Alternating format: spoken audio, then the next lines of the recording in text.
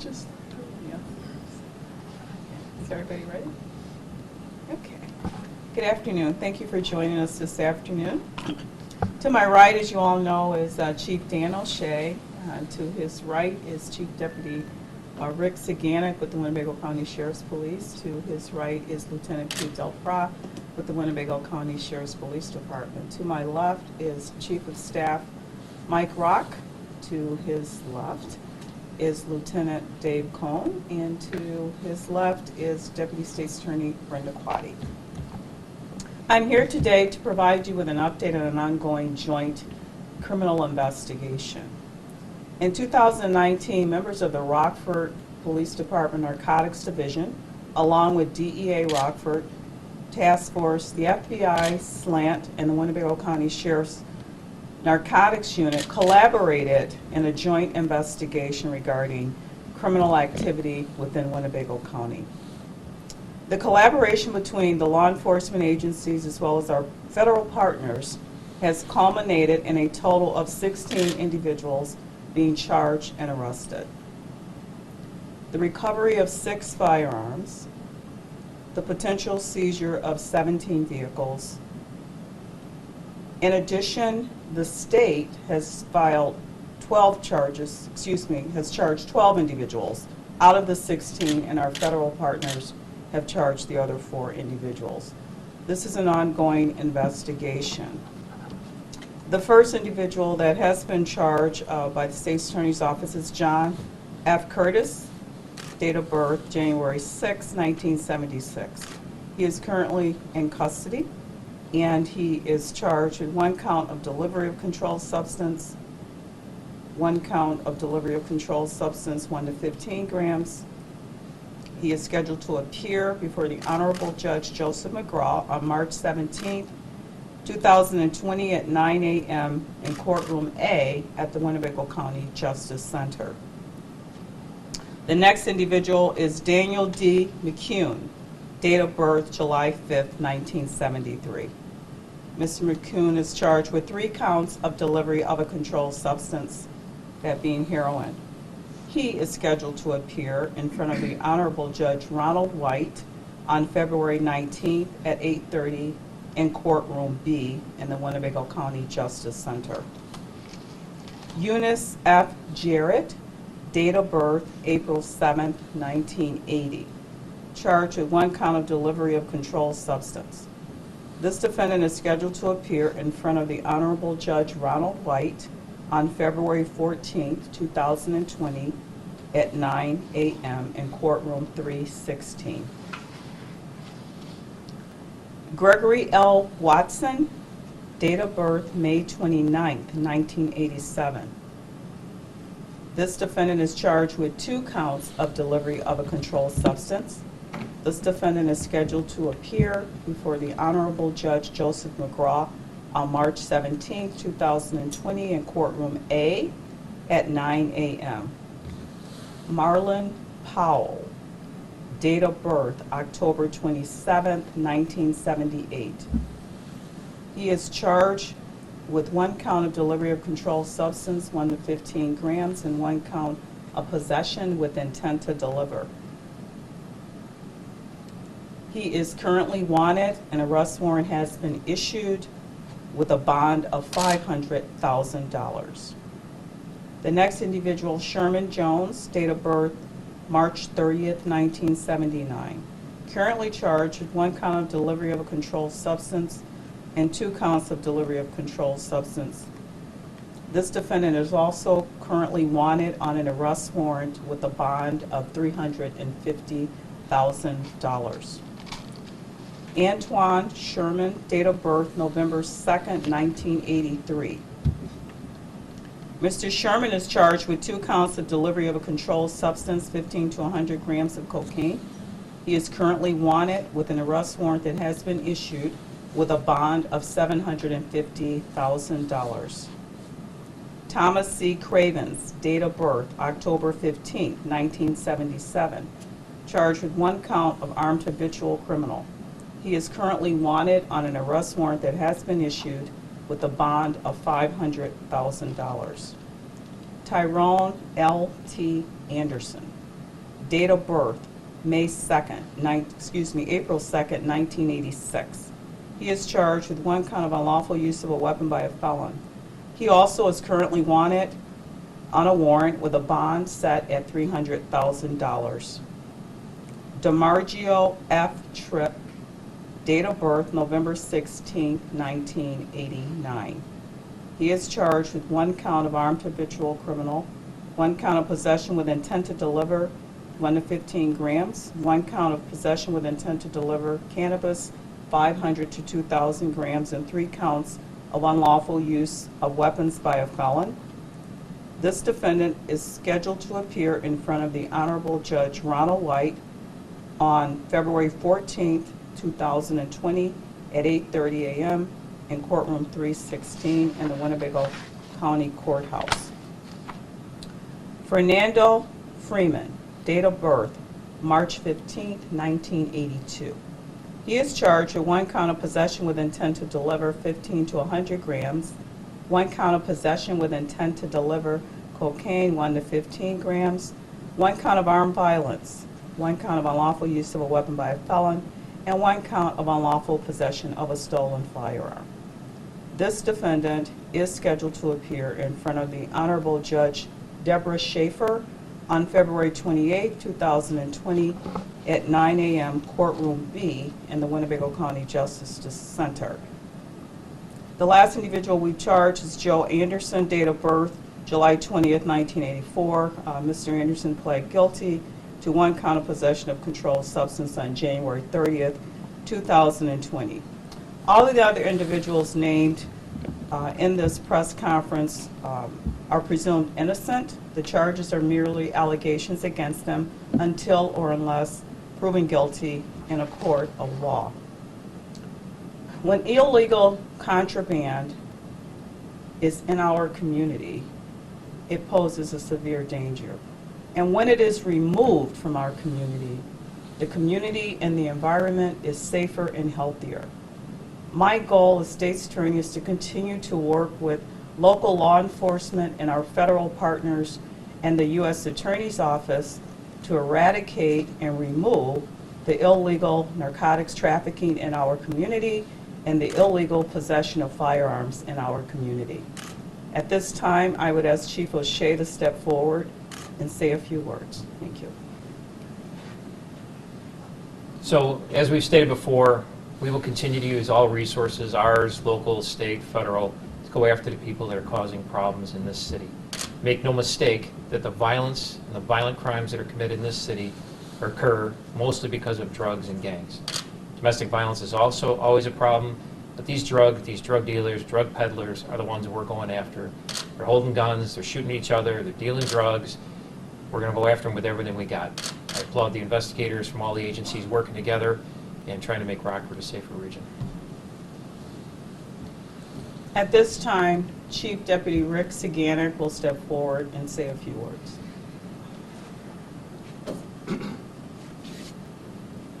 So this is what it looks like, what team law enforcement looks like in Winnebago County when the state, county, local, federal agencies, along with the Winnebago County State's Attorney's Office and the U.S. Attorney's Office, work together to address drug trafficking.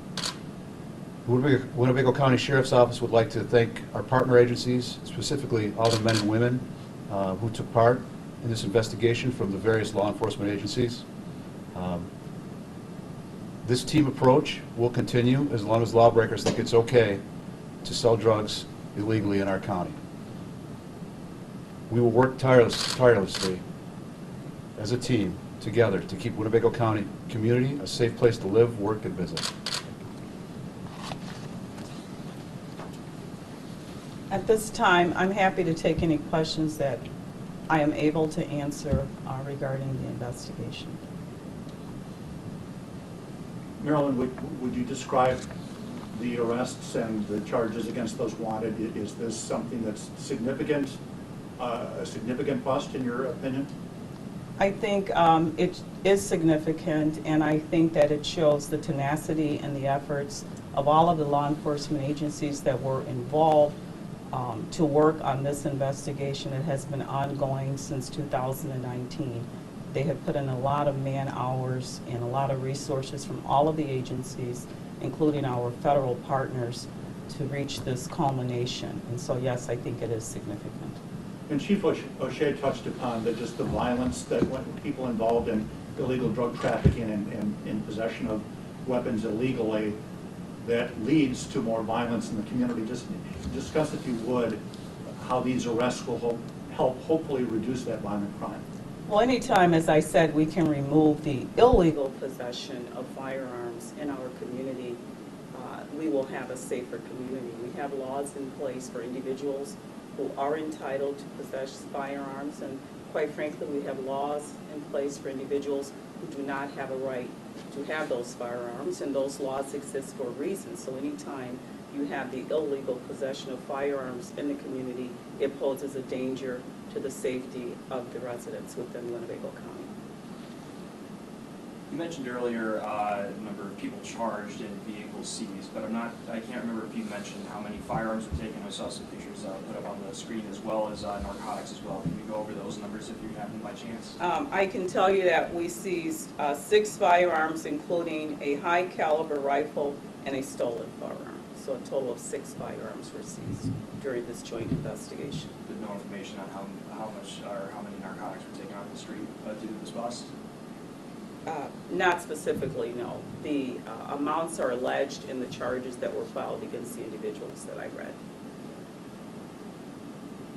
Moving forward, what would you say to community members, as you guys continue your efforts to continue, catching people doing, these unlawful things? I think that the community should take notice that we do work collaboratively together, all of the law enforcement agencies, as long as our federal partners. And so as Chief O'Shea indicated, we are tirelessly and effortlessly continuing to work to search out where criminal conduct is occurring, and where we see it occurring, our goal is to eradicate it so that we do have a healthier environment. And how can the community kind of help you guys in, your work? Well, the community can assist us. As you noted, there are several individuals involved with charges being filed against them during this investigation that are still wanted. There are warrants out for those individuals. We placed on the screen the Crime Stoppers number where they can call anonymously if they have any information regarding these individuals who are wanted on these arrest warrants, so that they can be brought to court to face the charges that we have filed against them. And we always appreciate any help that the community can give us in making sure that we maintain a healthy and safer community. Chief O'Shea mentioned that a lot of these include gang activity, gang violence. Was it believed in this bust that all the gang activity or violence was involved? I think the chief was speaking generally. We have not filed any charges alleging gang activity. Thank you. Any other Chief, questions? is this another example of significant inroads made in reducing violent crime since you've been around? Absolutely. And we're going to continue doing this. And I was speaking on a higher level about gangs, drugs, and weapons earlier. I was just wanting to clarify. Yeah, absolutely. But these are the individuals that are peddling the drugs, that got the guns, that are shooting aimlessly at people, at each other. They miss, they hit random citizens. So these are the people we're going to target. We're going to continue to target them, the illegal guns, the illegal drugs. We're going to go after them with everything we got. And it's working. You see the violent crime rate dropping. Community members, keep calling us. Tell us who the drug dealers are. Give us information. We'll go after them with everything we got.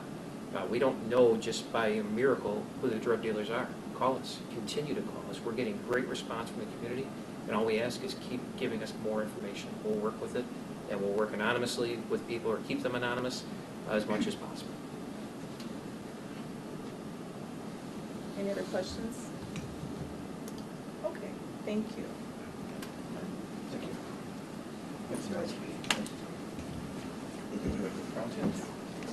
We do have a second round for you that doesn't involve the sheriff's department, so don't put your cameras away yet. Okay.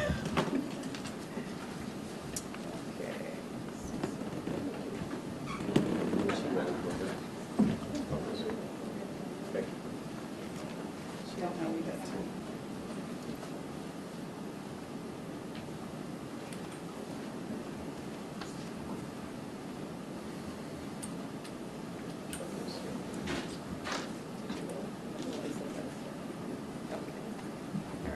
Let me know when you're ready. Also, Okay. Thank you.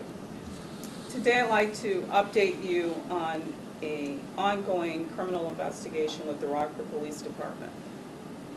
The incident occurred on October 5th, 2019 at approximately 10 p.m. when the Rockford Police Department along with the Rockford Fire Department was dispatched to 1125 Benton Street in Rockford, Illinois regarding an unresponsive adult female. The female was assessed by paramedics and deemed to be beyond resuscitation. She was subsequently identified as Elizabeth Bermudez Cruz, and she was later pronounced deceased by the coroner's office. An autopsy was conducted on Ms. Cruz, and the cause of death was determined to be the adverse effects of fentanyl, acetylfentanyl, and cocaine. An investigation into her death was conducted by the Rockford Police Department, and the case was reviewed by my office, and charges were authorized against Suzette Vasquez, date of birth December 4th, 1986. Ms. Vasquez faces 2 counts of drug-induced homicides and 2 counts of delivery of a controlled substance. She is currently in custody on a $300,000 bond. We will update you later on her next court appearance. Ms. Vasquez is presumed innocent of these charges until or unless proven guilty in a court of law.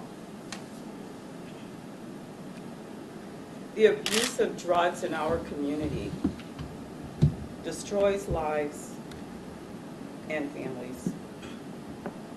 The impact is immeasurable. My office will continue to work with law enforcement to bring charges against individuals who peddle this poison within our community. And if the evidence is there, these individuals will be charged if the peddling of this poison results in the death of a member of the Winnebago County community. I would like to applaud the efforts of the Rockford Police Department and their investigation regarding this matter and their hard work to bring it to my office that has resulted in the filing of charges today against Ms. Vasquez. At this time, I'd ask Chief O'Shea to step forward to have a few words. So first off, good work by the investigators, getting the conclusion to the case, developing the evidence. Applaud them as always. Second of all, we lost a couple hundred people to overdoses in Winnebago County last year, and I think it was a couple hundred the year before that. It's a trend that doesn't seem to be stopping, and it's these individuals that are selling the heroin, the fentanyl, and all the other illegal drugs, and they're taking members away from the community. Those members have family members, extended family members, friends, so it's not just someone who overdoses and dies.